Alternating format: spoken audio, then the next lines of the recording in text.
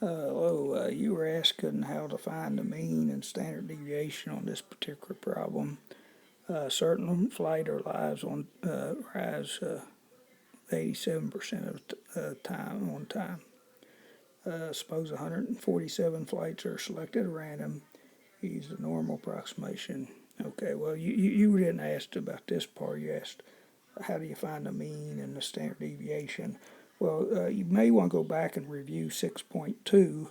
I mean, that's where you find the answer to your question. From 6.2, the mean is n times p, and n is given as 147 flights. P is 87%. I went ahead and converted to decimal 0.87. So you multiply, and that gives you the mean of the sample. Standard deviation for sample, square root of n times p times 1 minus p. So n again is 147, p is 0.87 times quantity. Need parentheses here, 1 minus 0.87. Hope that helps with your question.